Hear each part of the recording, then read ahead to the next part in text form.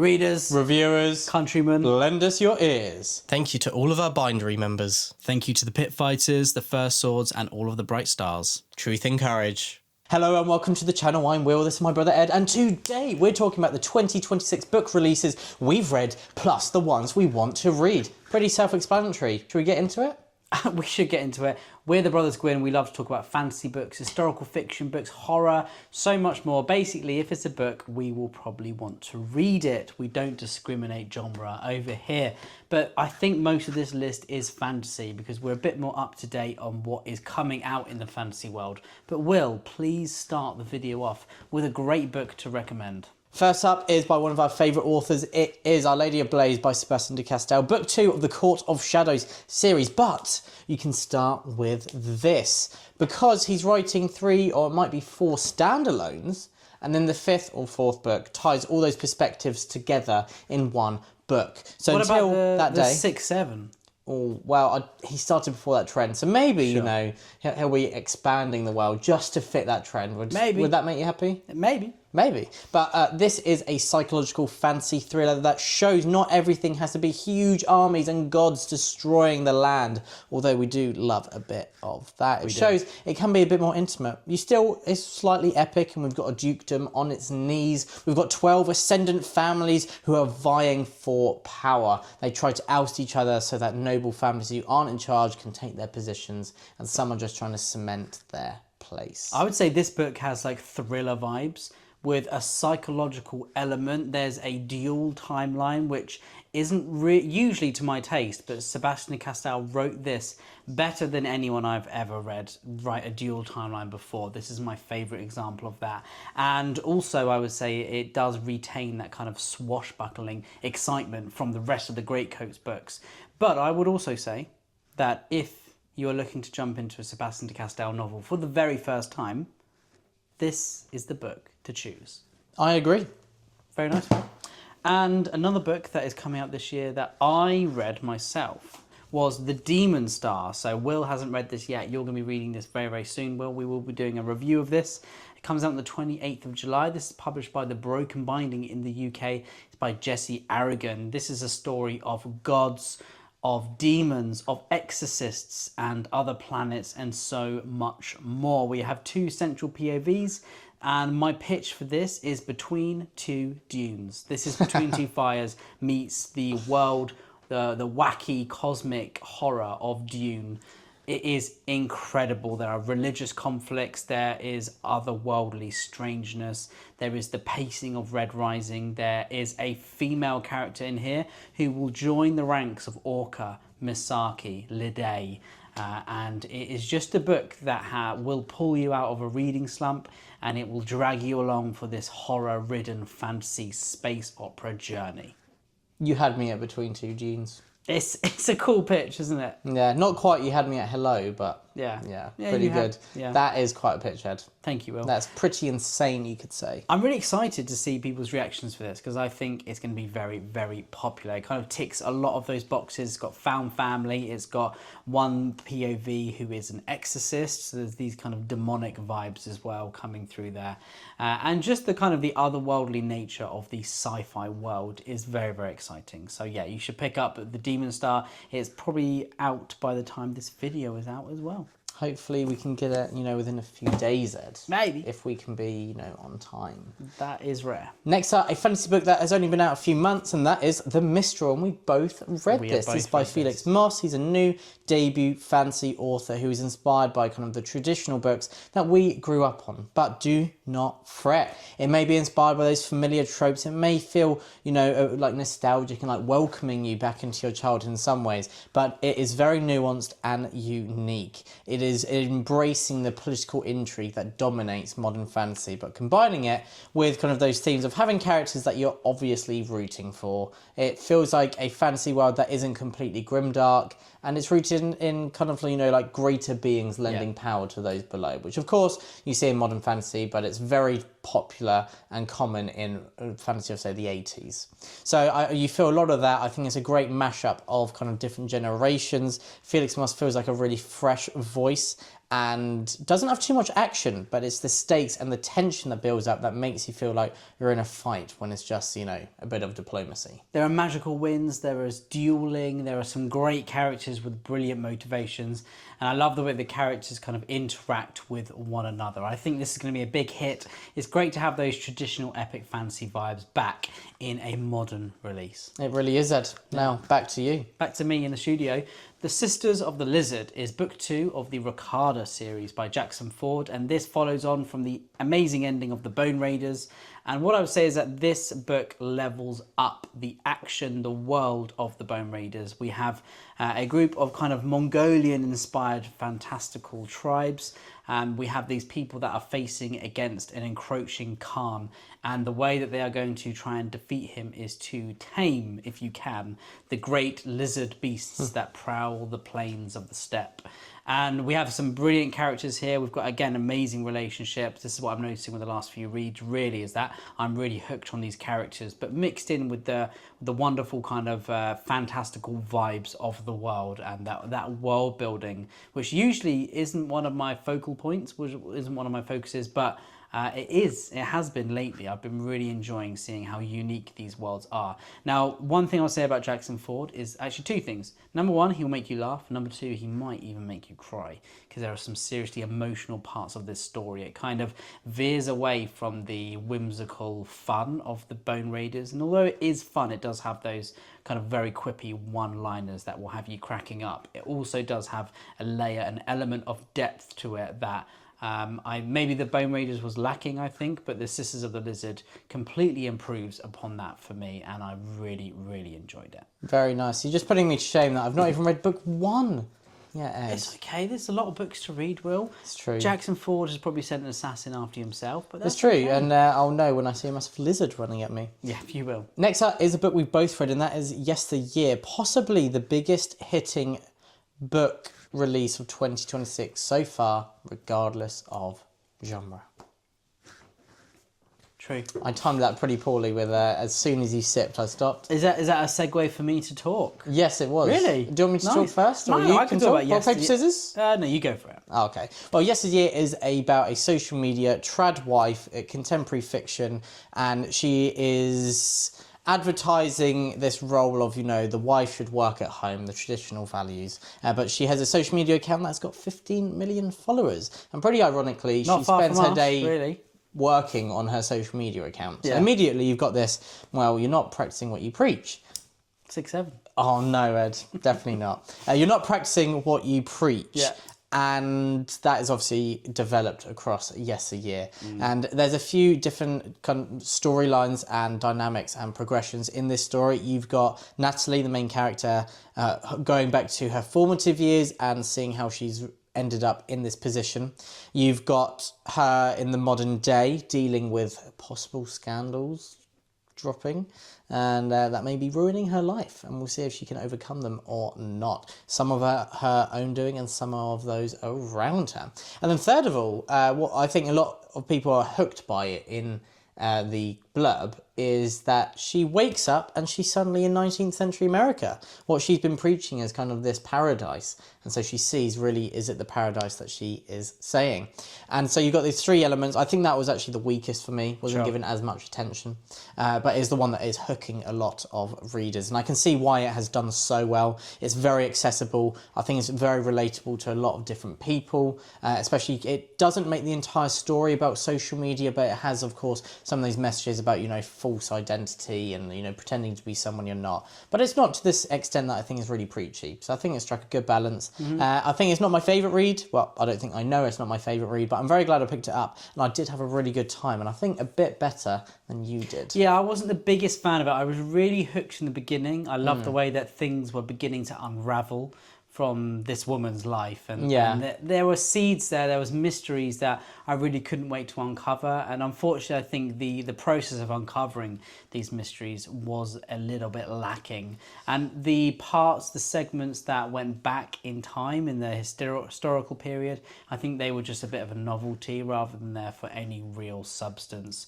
If they were there, they should have been in there a lot more rather than going a bit forward in time, right? You know, in that section. I didn't enjoy that. So you weren't a huge fan?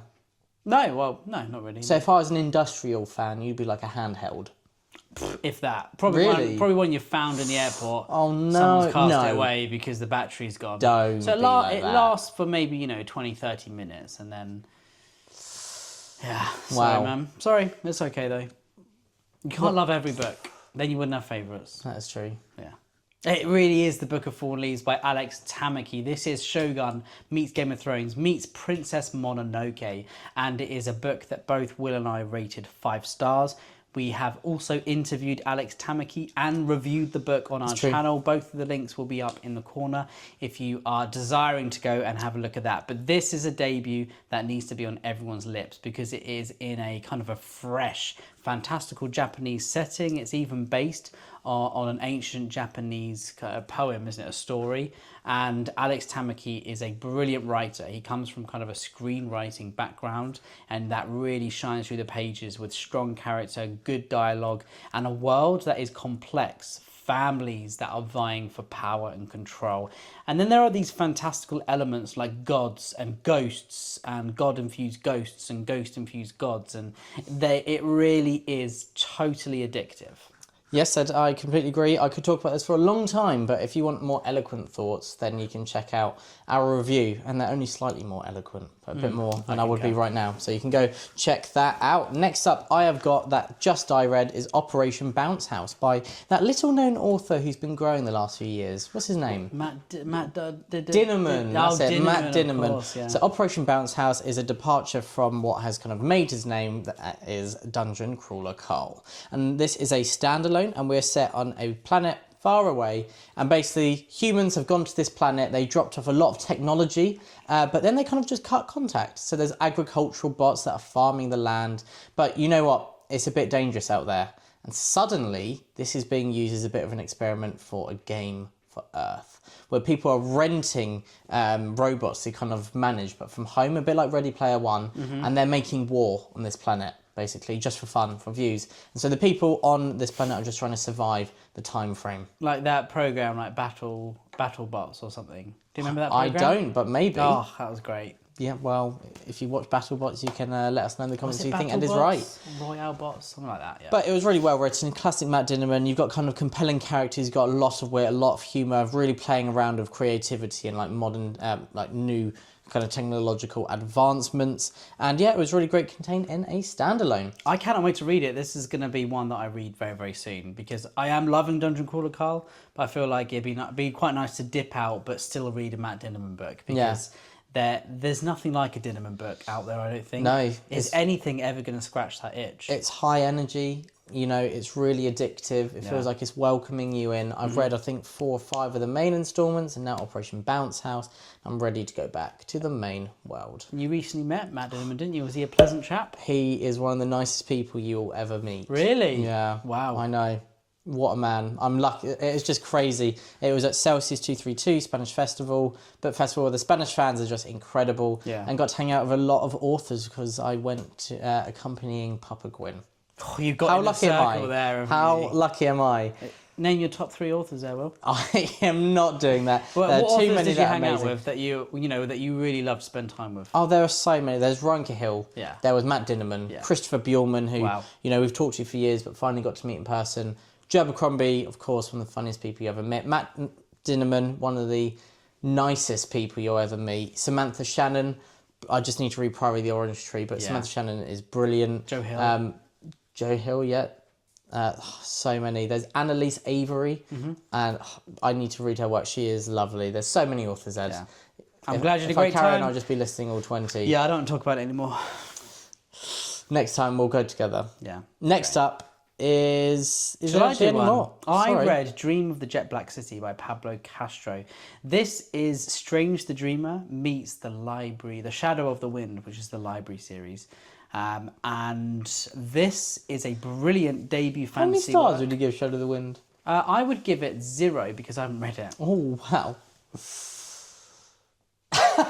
It's just a Wow. joke. I do it a lot as well, where you compare because you've heard people compare it. Yeah, And you haven't this read is, any of the this is what I've been comparisons. told. I've been told by reliable people that it's Strange the Dreamer meets The Shadow of the Wind. But I would say that the Dream of the Jet Black City by Pablo Castro is a brilliant debut of fantasy. It kind of has that vibe of kind of whimsical, industrial fantasy. There are people trying to catch lightning. There are nightmares that have become flesh. There are panthers with great names as well. There's a great story in there with wonderful characters. It's kind of a book that I really wouldn't want to kind of give the premise to, because a lot of it are mysteries that you kind of uncover along the way, that they're seeing the story play out. And I went into it blind, so maybe that's why I feel like you should go in blind as well. But I will say that the journey kept me hooked from the first page to the very last page. And his prose, it's kind of Stephen Graham meets maybe Christopher Buehlman, that kind of thing. It's like there's a poetic lilt to it. Yeah, is pretty good. I would say without maybe the horror intensity. Yeah, that is kind of horrifying at times, but it definitely has a wonderful flow and rhythm to it. And if you're a lover of just reading beautiful sentences, it's up there. So you've mentioned City of the Lizard. You love partly because of the amazing world building that really stood out, and for Dream of the Jet Black City prose. Yeah. So you finish a manuscript, Ed. If you could have someone come up to you and either say, you have my favourite prose of all time, or you have the best world building of all time, which one would you be happy to have received with this project? Both. I choose both. Can I choose both? Well, for this project, because it might change project by project. Yeah. But for this one that you finished the manuscript on, which people will be lucky to read one day. I'd probably say prose. Nice. That'd be nice. Yeah. That'd be really cool. That'd be pretty cool. I don't know. I would always rather someone say character. Yeah, and that's why I didn't include it. That would be because that's the number that would one. be my number There's one no choice. dispute there, is there? Yeah. All right, let's move on to phase 2, I believe, of the video. Have you got any others? Yeah, I've also read The Poet Empress by Shen Tao. I know. I read a lot. And this is a great book. This is, I spoke about it in a recent video. I gave the premise for it, but it's about a farmer girl in a fantastical world is given a last chance to earn a keep for basically, money for her family by marrying the emperor. And the emperor, the way that he chooses a wife is by taking one girl from each village in his provinces, and they're all put into a room, they're all dressed up and glammed up, and he chooses one of them to marry. Now, the main character is desperate to be chosen, not because she loves the emperor, because he's a good man, but because she thinks it will give her family a chance to survive. They are literally living on scraps of food just to get by day. And she succeeds in becoming the wife of the emperor. But she quickly becomes that he is very similar to Prince Joffrey. Every time you say it, it still just makes me upset. It's horrible. It's a really disturbing and heartbreaking book. The ending is incredible. It feels like an M.L. Wong kind of ending where, like in, Blood Over Bright Haven. She just does endings differently, doesn't she? That ending's crazy. Yeah. And the ending to The Poet Empress felt similar to that.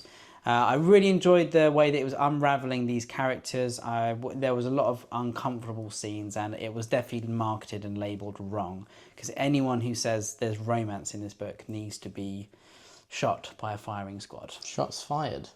Yeah, you could say that. Yeah. And your laptop has gone off, Will, which usually has my list on. Ooh, Of what we're but gonna I talk don't about. think you have any others. I think I'm done. Okay. You're going to have to get out. Would you like me to break and we'll check? Yeah.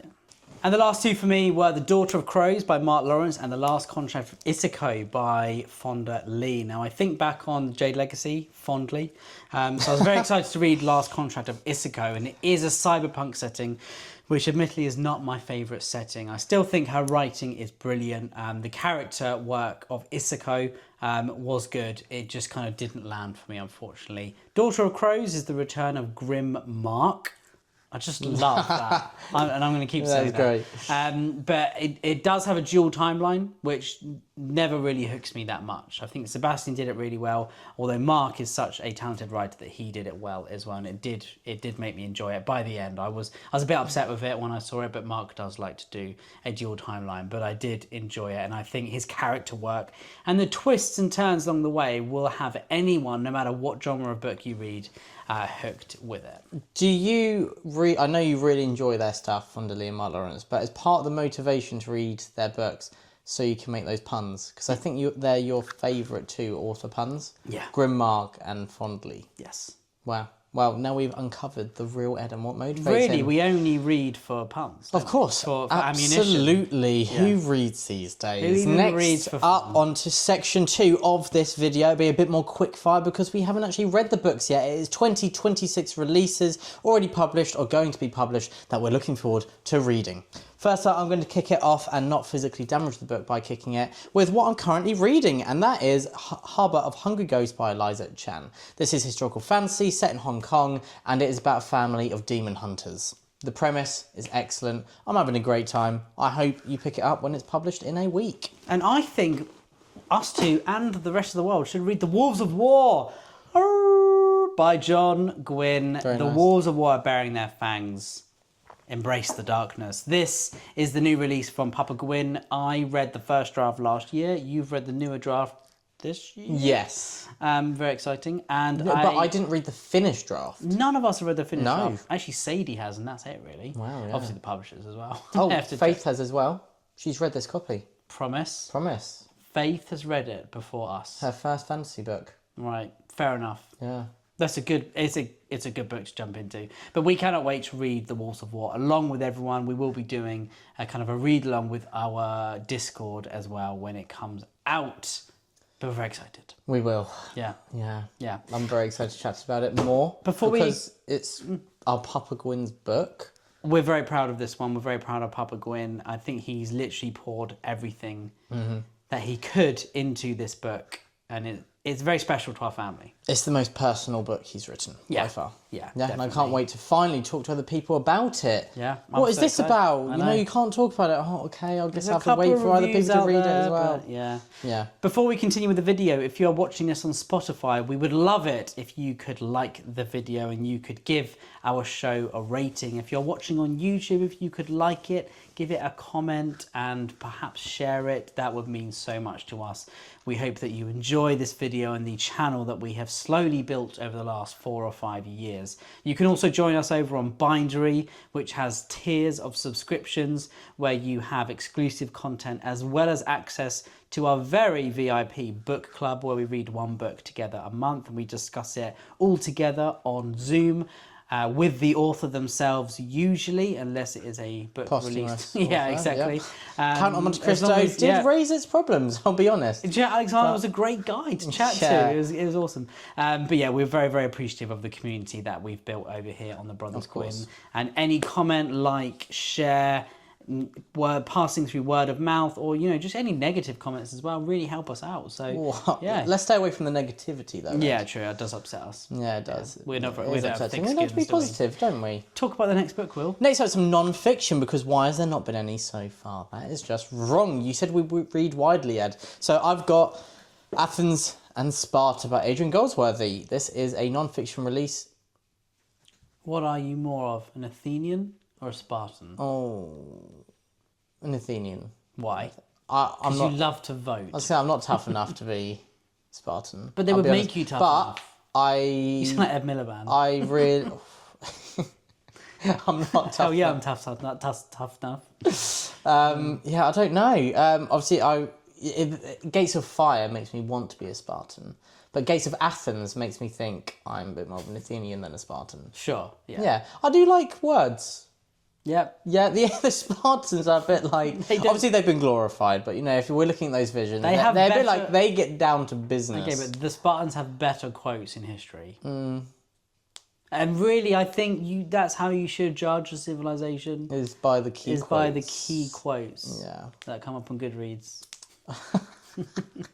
Goodreads is the indicator. But anyway, Athens and Sparta, non-fiction. Luckily, we were sent this for the Hereford Military Festival, which takes place in September. No, it takes place in Hereford, Will. Okay, Hereford in September. And so we'll be reviewing some non-fiction books soon in relation to that. And I think that leads nicely onto yours, Ed, because I don't really need to explain what this is about. I'll just say it's about ancient Athens and Sparta. And you don't need to explain what the next one is about. It's called Castles by Dan Jones. This is what I love about non-fiction. Yeah. Is a lot of books you look and you're like, I have no idea what that's about.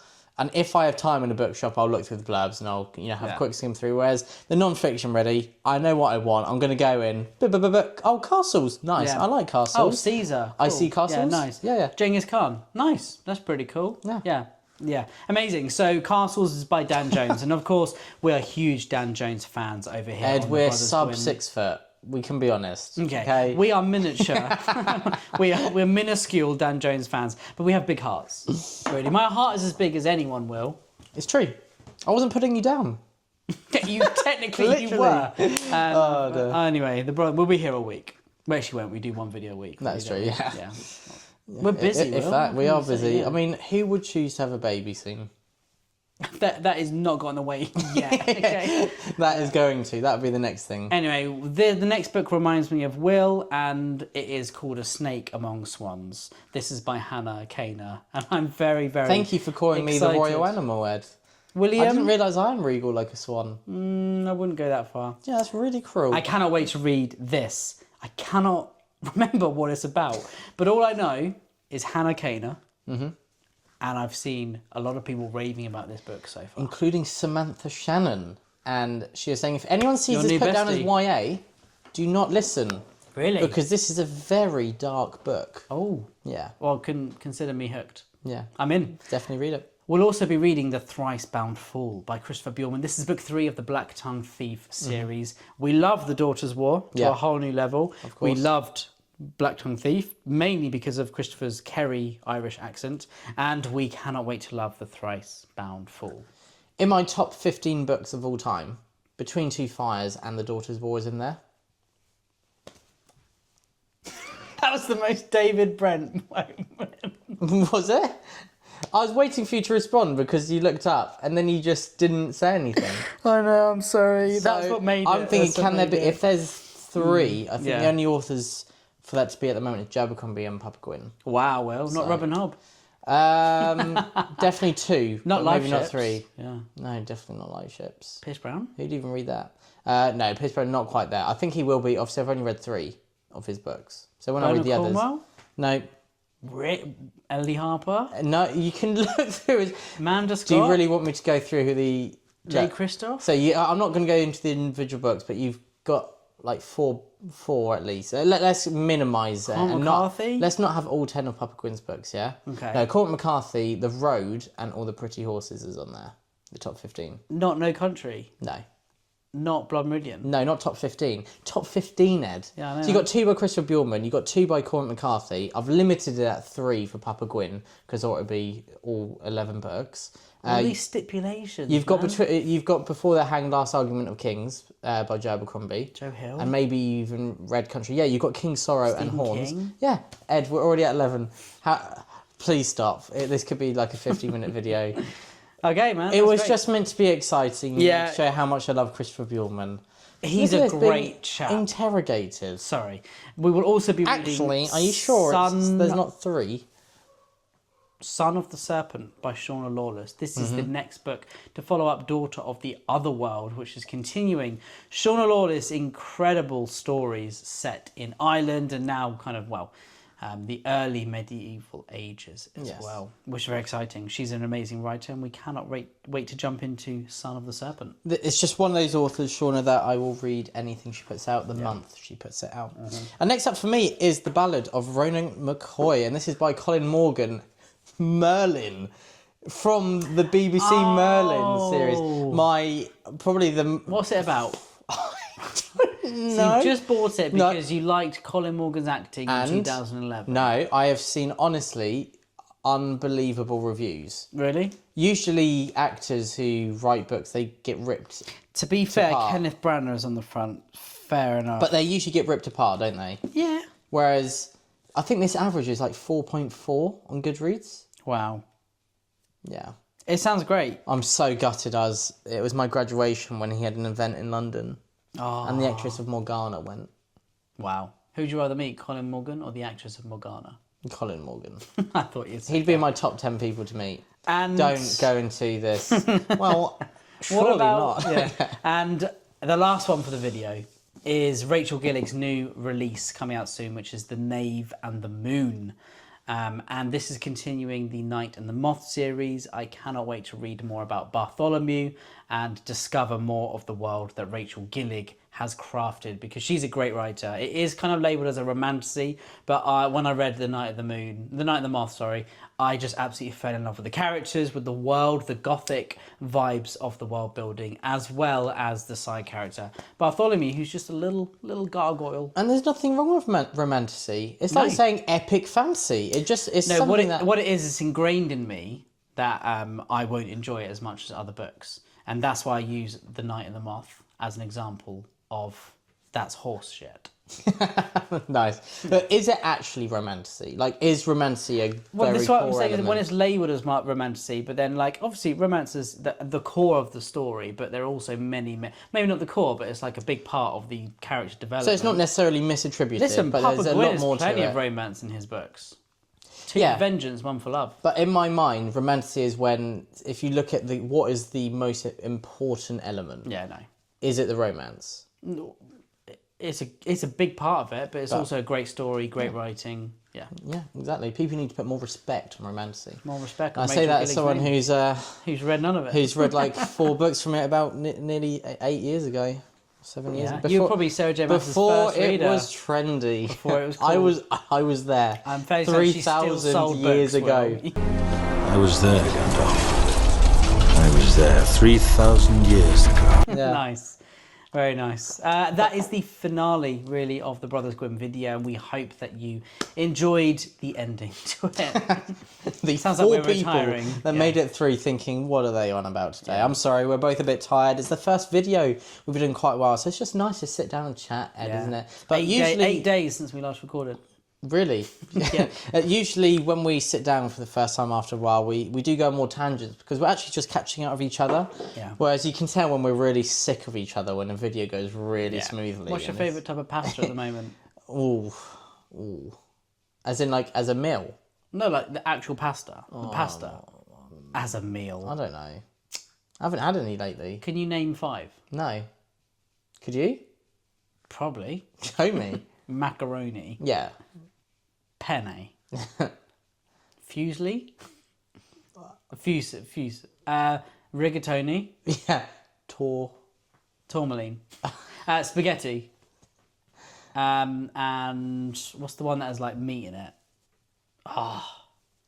Gnocchi. Gnocchi's a type of pasta, isn't it? Yeah. There you go. Well done. That was good. But I love rigatoni at the moment. Really. Did you ask me just so I asked you? Yeah, that's really what I do with people. Yeah. I ask them questions I want to What's answer your favourite myself. film at the moment? Oh, basically mine is. Yeah, well, it's not The Odyssey. Thank you for watching this video. Hopefully you had a good time and we'll see you hopefully at another point. Truth and Courage, The Brothers Gwyn. The Brothers Gwyn.